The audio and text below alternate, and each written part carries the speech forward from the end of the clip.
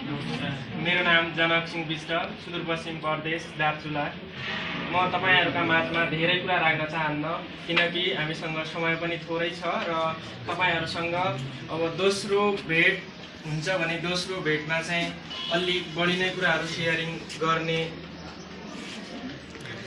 चाहनामा छु र म सुरुमा भन्न चाहन्छु कि सबभन्दा पहिला यहाँ कसरी पुगे हिमालयन इन्स्टिच्युट अर्थात् यहाँ चन्द्रप्रकाश रोका आरसीसँग म कसरी पुगे भन्दा सबभन्दा पहिला म घरबाट आउँदा धेरै इन्स्टिच्युटहरुको खोजीमा थिए।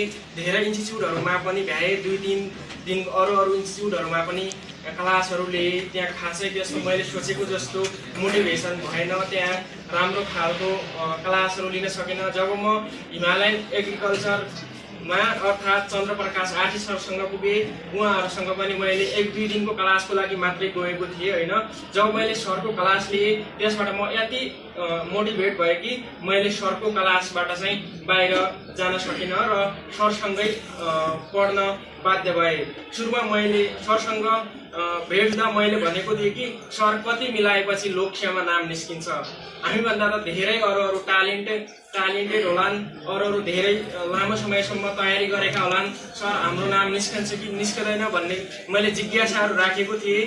त्यसपछि सरले भन्नुभयो कि तपाईँ आउनुहोस्, पढ्नुहोस्, मेरो टेक्निकहरू फलो गर्नुहोस्, मेरो बुकहरू पढ्नुहोस्, 2-3 वटा अरू राइटरका बुकहरू भन्दा पनि मेरो बुक पनि अलि बढी नै फोकसिङ गर्नुहोस्, त्यही अनुसार तयारी गर्नुहोस् भन्नुभयो। अनि मैले दोस्रो दिन सरसँग सोधेँ कि सर हाम्रो नाम निस्कन्छ कि निस्कदैन, यस्तो कुरा गर्दा सरको एउटा शब्द मात्रै मलाई झलझल्ती आउँछ कि जुन हिमालयन एग्रिकल्चर इन्स्टिच्युट अर्थात् अगाडि सरले ओइममा पढाउनुहुन्थ्यो, यो ओइममा जसले टप निकाल्छ नि त्यो नेपालभरिको टप हो र जसले ओइममा निकाल्छ त्यो भनेको तपाईलाई हराउन सक्ने माइकल कोही पनि हुँदैन, तपाई नै हो। जो हिमालयन एग्रिकल्चर इन्स्टिच्युटमा नम्बर 10 टप भित्र पर्नुहुन्छ नि, तपाई ढुक्क हुनुहोस् कि म एक न एकचोटि नाम निस्कन्छ मेरो भनेर ढुक्क हुनुहोस् भन्नुभएको थियो।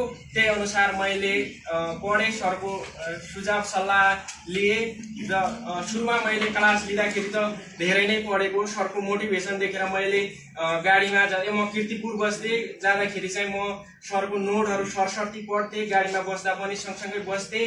मैले दिनमा 12-13 घण्टा चाहिँ लगभग नबिराइकन पढ्थेँ। आजकल त अब कम पढ्छु बढी पढ्छु थाहा छैन। जब मैले सरको क्लास लिएँ यति बढी मोटिभेट भयो कि जब मैले चाहिँ गाडीमा बस्दा बस्दै पनि बुकहरू हेर्न थालेँ।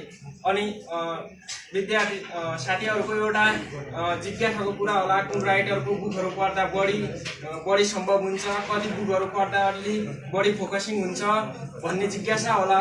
म चाहिँ भन्न चाहन्छु चन्द्रप्रकाश आरसी सरको बुक बाहेक अरू त्यस्तो बुक हाम्रो टोटल्ली हाम्रो सिलेबस अनुसार त्यति डिटेलमा बनेको छैन।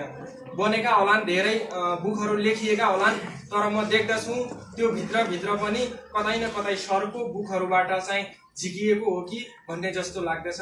भन्दै तपाईँ लोकसेवा